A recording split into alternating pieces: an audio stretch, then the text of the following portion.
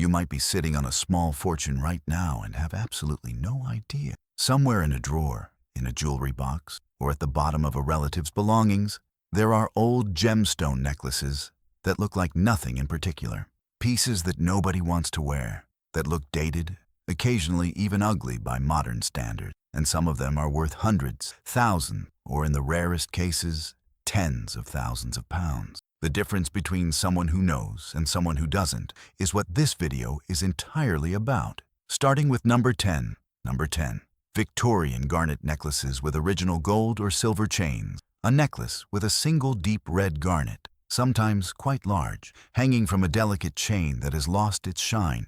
Looks like something from a funeral home rather than something with value. Garnet was associated with mourning jewelry in the Victorian era, which means these pieces often look somber and unappealing to contemporary eyes. The stone is frequently cloudy or slightly included, which makes it look damaged rather than aged, which is exactly why these necklaces end up in charity shop boxes for 50p. What the uninformed eye misses is that a genuine garnet, even with inclusions, set in a Victorian gold or silver chain with clear hallmarks, has consistent collector demand. A Victorian garnet necklace with a hallmarked chain in good condition can sell for $300 to $1,500 at auction, depending on the size and quality of the stone. The cloudiness is often just internal characteristics of natural garnet, not damage to the stone itself. Number 9.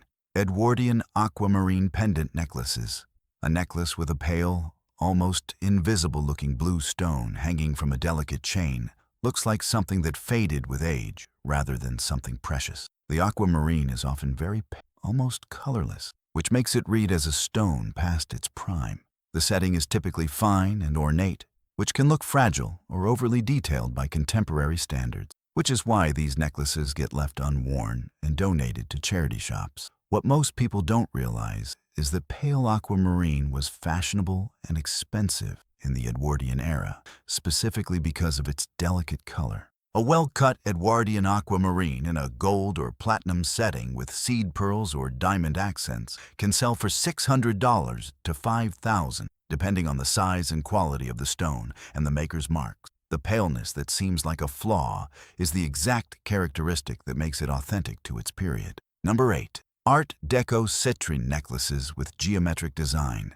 A necklace with a large, brightly colored yellow or golden stone in a geometric setting from the 1920s or 1930s looks overly ornamental and dated by contemporary standards. The stone is often quite large and obviously faceted. The setting is linear and mathematical rather than organic or curved.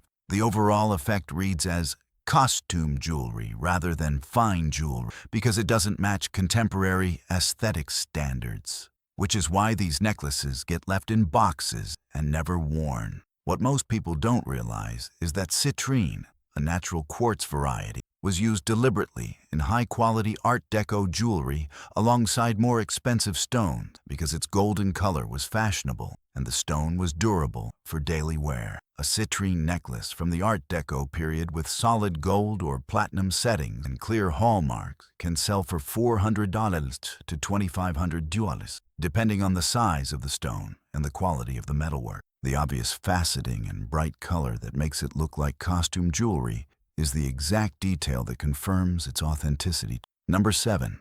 Mid-century synthetic sapphire and ruby necklaces in gold. A necklace with a large, perfectly clear, vividly blue or red stone in a 1940s or 1950s gold setting looks suspiciously perfect to trained eyes. The color is too uniform. The clarity is too flawless. The overall effect reads as artificial, which is why these necklaces often get undervalued or dismissed as fake. Here's the truth that changes everything.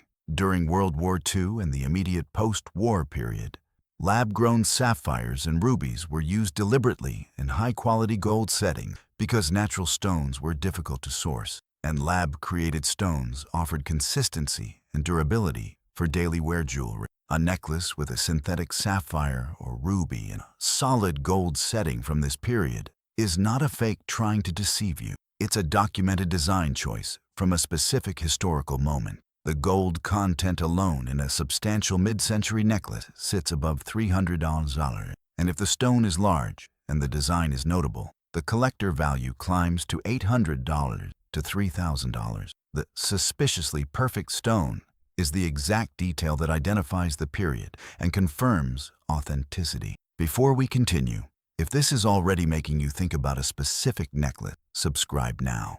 The next video covers exactly how to identify synthetic versus natural gemstones without specialist equipment and how to verify hallmarks on vintage necklaces. That information could save you hundreds in valuation costs. Number 6. Retro period tourmaline necklaces in pink and green. A necklace featuring pink and green tourmaline, bicolored tourmaline, or tourmaline paired with other semi-precious stones looks like something from a playful, deliberately colorful era.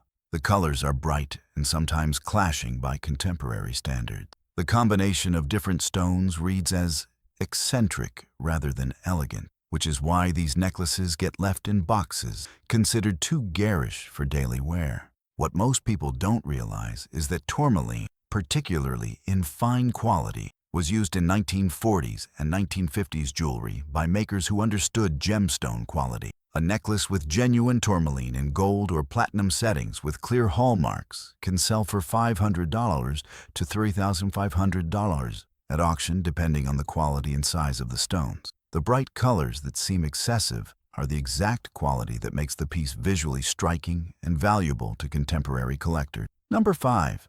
Georgian foil-backed gemstone pendant necklaces. A necklace with a stone that seems unusually bright or reflective for its age, in a closed-back setting that doesn't allow light through from behind. Looks like a strange, almost crude piece of old jewelry. Modern necklaces are open back to let light pass through the stone naturally. This one isn't.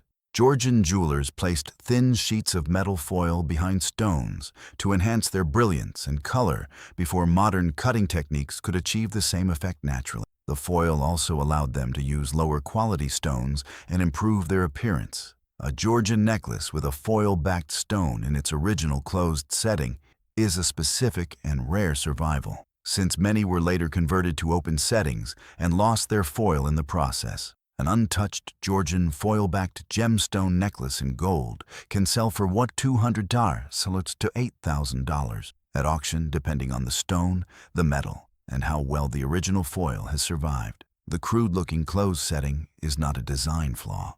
It's proof the piece was never modernized, and that's precisely what makes it rare and valuable. Number 4. Amethyst cluster pendant necklaces from the 1960s and 1970s. A necklace featuring a cluster of natural amethyst points, raw or polished, hanging from a chain, looks like something a geology student might wear rather than fine jewelry. The crystals are visible and irregular. The setting is deliberately minimal, designed to showcase the stone rather than ornament it. The overall effect is earthy and casual rather than refined, which is why these necklaces get left